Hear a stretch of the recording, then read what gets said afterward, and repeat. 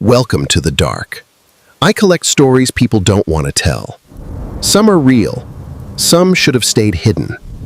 When the doors of elevator number 4 open, the man inside doesn't step out onto another floor. He steps out into another year. The Grand Ashcroft Hotel has spent a century guarding this specific anomaly. At exactly 4:44 a.m., the mechanical logic of the building occasionally breaks. A hidden button illuminates on the brass panel. It bears no number, only a single word: when. Survival depends on 7 specific rules. Never ride alone before sunrise. Never leave anything behind. And the final, most absolute warning: if the elevator opens onto the same lobby twice, never get out the second time. Travel writer Emma Carter dismissed the night clerk's warning as local color for her next article. Ghost stories were good for business. At 4:44 a.m., she found the hallway empty and the doors to elevator 4 waiting. Emma stepped inside. The doors slid shut, and the when button activated without her touch. The elevator car began to move, but the sensation of weight was wrong. Emma was no longer in control of her destination. The lights above her flickered and died. The hum of the hotel faded, replaced by the sound of grinding metal and a sharp, sudden chill in the air. On the display, the floor numbers began a rapid regression. 1998, 1946. They weren't floors anymore. They were years. The count finally stopped at 1881. The doors opened to the Grand Ashcroft lobby. The architecture was identical, but the guests were dressed in Victorian wools and silks, their faces lit by something other than electricity. Outside, the modern city was gone. In its place stood cobblestone streets and horse-drawn carriages, illuminated by the flicker of gas lamps.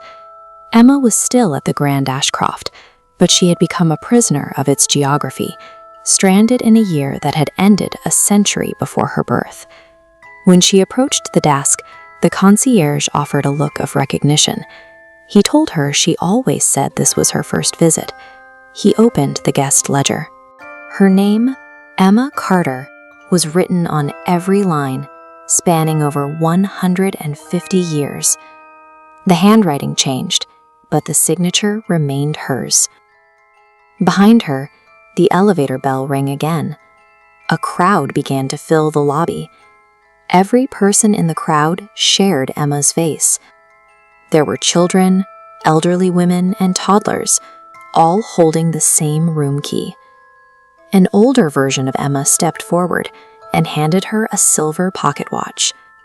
Inside the open lid was a photograph of herself as an old woman, smiling beside the doors of elevator 4.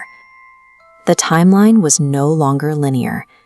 Emma was seeing every version of her own life at once, a cycle she had already completed hundreds of times. The lobby suddenly shook. Smoke began to curl from the ceiling as the hotel caught fire, mirroring the historical records of the Great Ashcroft Blaze of 1881. Historical guests ran for their lives, but the other versions of Emma didn't move. They simply watched the flames with a hollow, knowing silence. Emma turned back to the elevator. The doors were opening again. She ran inside, desperate to return to her own time. As the doors began to close, a burned, ash-covered version of herself reached through the gap. She looked Emma in the eye and whispered, "The lobby already repeated."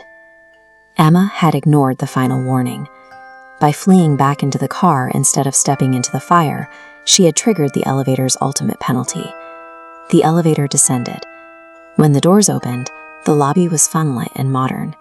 Guests were laughing and checking out with their smartphones. Emma rushed outside, certain she had finally escaped the loop. Her phone finally regained its signal. It immediately began to vibrate with hundreds of missed messages and voicemails from family and friends. She looked at the date on the screen. The newest messages were from 38 years in the future. Years later, the hotel management permanently sealed elevator 4 and removed its controls. Only a single button remains, hidden behind a brass panel. Elevator 4 permanently detaches rule breakers from their own timeline. For Emma, the world simply moved on, leaving her to walk out into a morning that had already forgotten she existed.